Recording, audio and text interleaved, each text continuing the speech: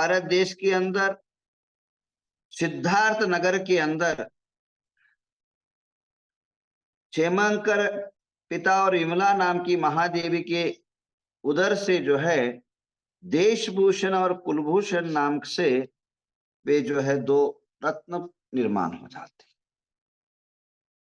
देखिए इनकी जो विशेषता देखा गया, पहले जन्म के अंदर 4-5 जन्म के पूर्व जो हैं एक राजा के दूत के पुत्र हुए और अब जो है राजा के पुत्र रूप में पैदा हुए। कितना अद्भुत अलौकिक पुण्य का वर्णना बढ़ता गया। और वो जो है वह जो वसुपुत्र था वो देव पर्याय नरक अनेकों प्रकार के कुयोनियों में भटकता रहा और भगवान की जिन दीक्षा धारण करने से, भगवत जिन दीक्षा धारण करने से और तीर्थ यात्राओं के करने से इतना पुण्य प्रकट हो जाता 2-3 भव के अंदर, वह मोक्ष की तरफ बढ़ने लग जाती। भगवान के तीर्थ यात्रा करने से देशभूषण कुलभूषण के महामुनि राजों को राज वैभव फल की प्राप्ति होती है। और कहा भी है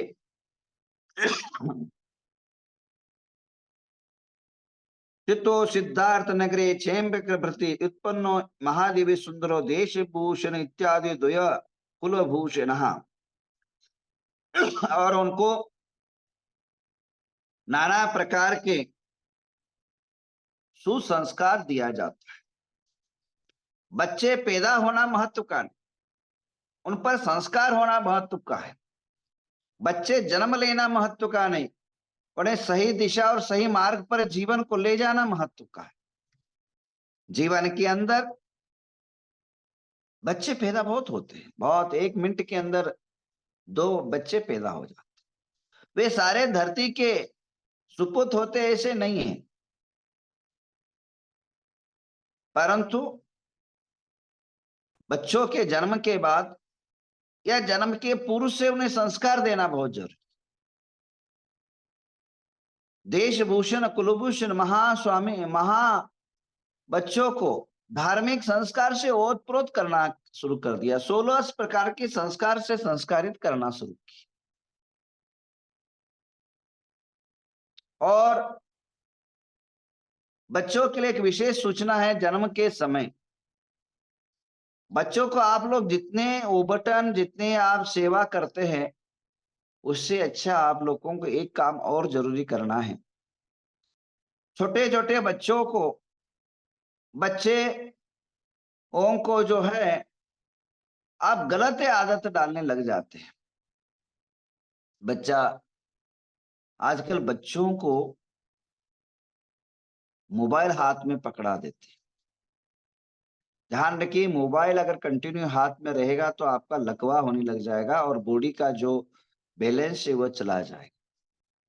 बार बार बच्चा मोबाइल देखेगा तो आंखों की रोशनियां खत्म, और लगातार जो है मोबाइल जो है अपने जेब के अंदर रहेगा तो आप लिख लीजिए कि कैंसर आदि भयानक बीमारियां निर्माण होने लग जाएगी। तो इसलिए बच्चों से मोबाइल, क्योंकि बच्चों का जो अवयव अर्गना है, अर्गनस है, किडनी है, लिवर है, फेफड़े है, हार्ट है, ये बहुत वीक होते हैं। और यह जो मोबाइल के जो तरंगे हैं वह पहाड़ और दीवार को पार करके आपके पास पहुंचते, तो ये देह को पार करना कौन सा असंभव है। तो इसलिए मोबाइल से बच्चों को दूर रखिए। गुप्ती चंद्रगुप्त महाराज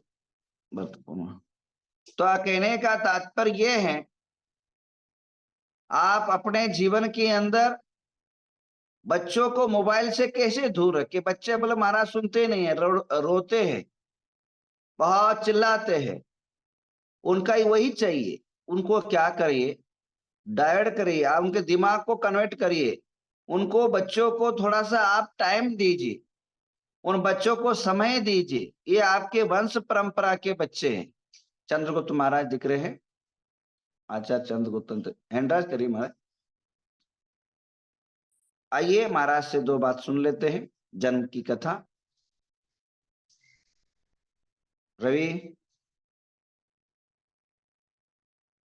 हैंडराइज हटा दो सभी का, बहुत लोग। तो मोबाइल जो है रखने से देह को पीड़ा प्राप्त होता है।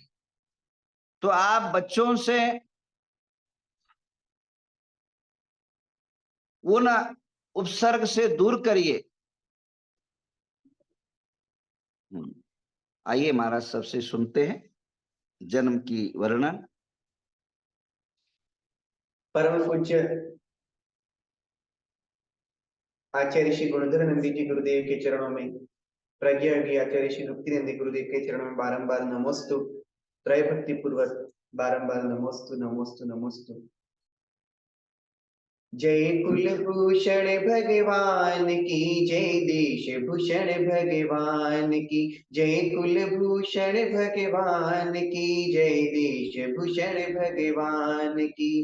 कृति अनोखी कृति निराली हो,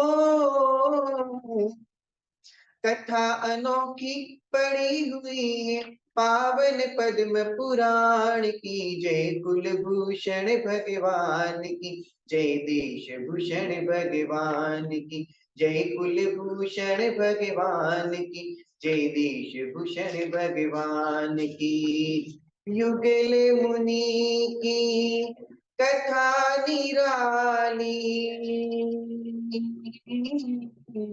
सब सुख शांति देने वाली। कुलभूषण भगवान, जय जय देश भूषण भगवान। कुलभूषण भगवान, जय जय देश भूषण भगवान। हो आओ सब मिले प्रभु गुण गाए,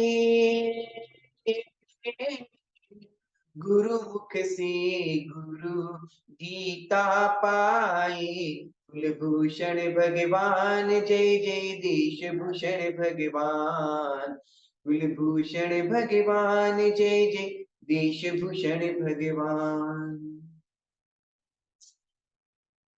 बहुत सुंदर। आइए अभी जो है मैं ये कह रहा था, बच्चों का संस्कार आप संस्कारित करते जाइए, उस पर जो है उन पर अच्छे सुसंस्कार डालिए। देशभूषण कुलभूषण के ऊपर राजा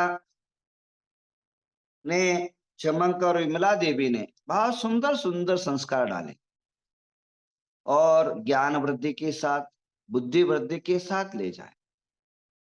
बुद्धि वृद्धि की बात आई तो बच्चों को बादाम खिलाई, कुरकुरा मत खिलाइए, किरकिरा हो जाएगा लाइफ।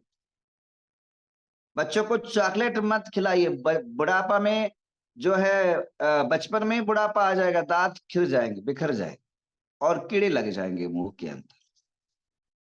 उन्हें लड्डू हलवा आदि जो ताकतवर्धक है, बुद्धिवर्धक है और शरीर हेल्थकारी है, वैसे बच्चों के बच्चे अनजान होते हैं, अज्ञान होते हैं, अबोधिक होते हैं। जो माता पिता जैसा ही संस्कार डालते हैं वैसे ही वो वृद्धि को प्रेम। समस्या क्या हुआ है कि आज के दो बच्चे रहते हैं, एक लड़का एक लड़की, उन पर अपार आपका प्रेम रहता है, उनके हर जिद को पूर्ण करना आपका भावना रहती है, परंतु हर जिद को पूर्ण करना बच्चों का, अगर वो गलत होगा तो उसे दंडित करना है, उसको प्रताड़ित करना आपका कर्तव्य, आपका धर्म है।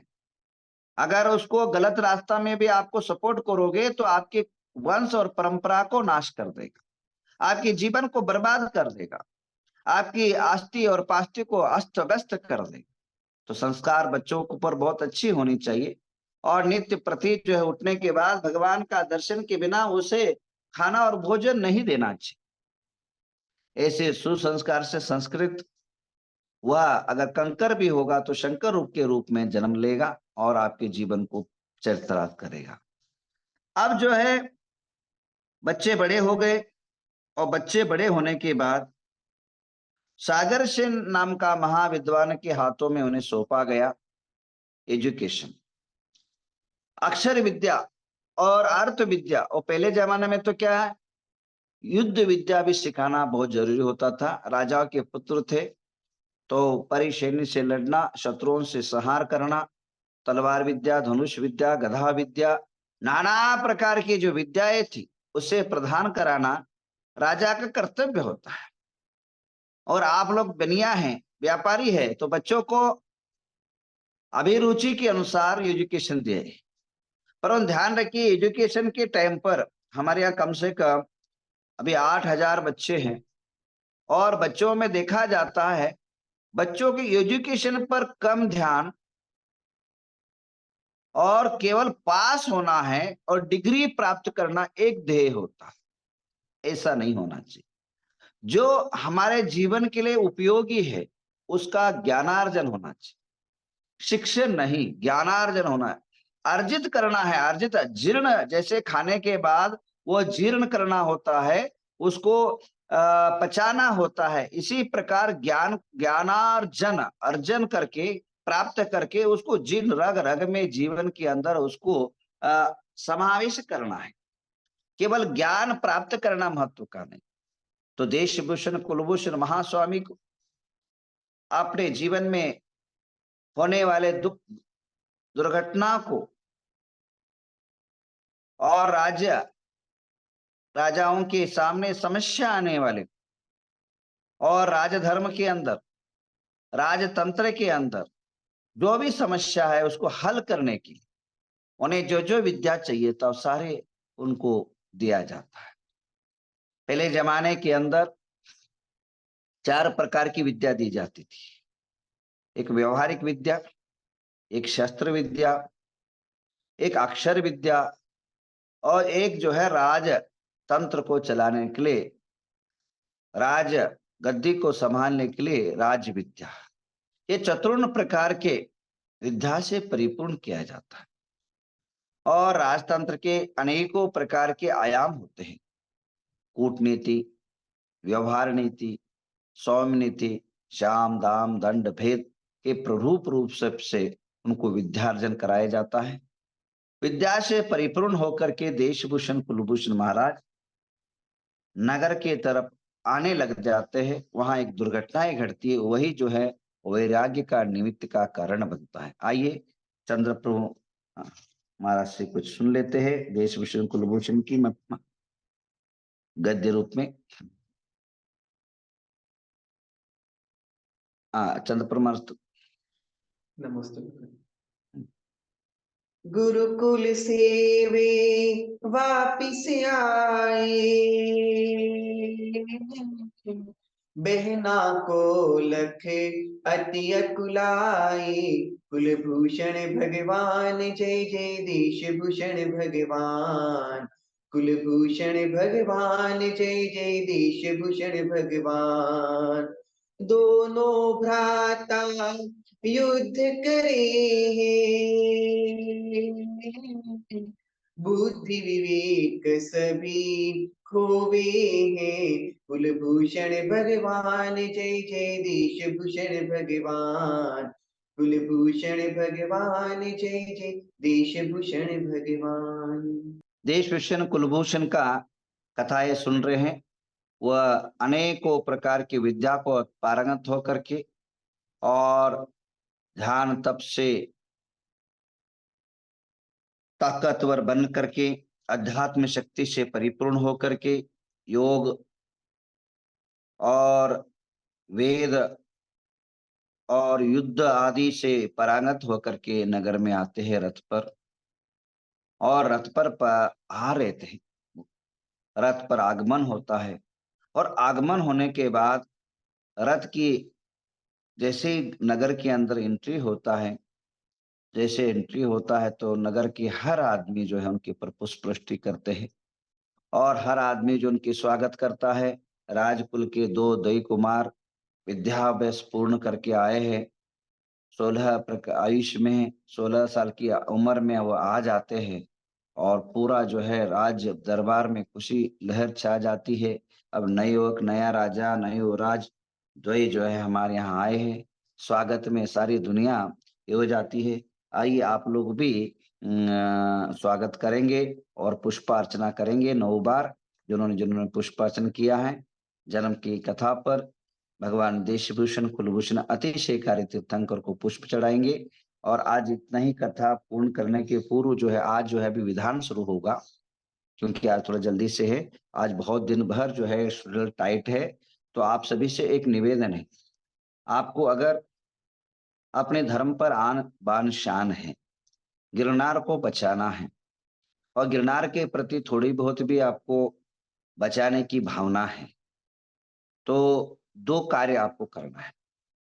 एक तो क्या है, जो भी दिल्ली आजू-बाजू के लोग हैं, उन लोगों से विशेष निवेदन है कि 17 तारीख को रामलीला मैदान के अंदर विश्व संगठन के द्वारा एक महा आंदोलन का आयोजन किया है, तो आप सभी वहां पहुंचे। वहां अगर दिल्ली के अंदर 1.5 लाख पब्लिक है, एक दिल्ली के अंदर, आजू बाजू में तो बहुत सारे हैं, परंतु आज तक आप कब इकट्ठा होते हैं? मैंने देखा अपने जीवन के अंदर 40 साल, अपने समाज की सबसे बड़ी कमियां ये है कि ऐसे ही अगर कहीं साधु पहुंच जाए तो 40, 50, 100, 200 या 1000 लोग इकट्ठा होते हैं। वही खाना रख दो तो सारे गांव के लोग पहुंच जाते हैं। परंतु ये आपके खाना नहीं, महापुण्य की खाने की बारी है। तो जितने भी, और संडे है उस दिन, तो जितने भी दिल्ली के आजू बाजू दिल्ली के लोग सारे रामलीला में पहुंचे, जिसे कि अभी जो है लोकसभा चल रहा है, लोकसभा में इसका आवाज उठेगा तो आपको पर्याय और व्यवस्था मिलेगी। आपकी आशा और भावना के अनुसार आपको दर्शन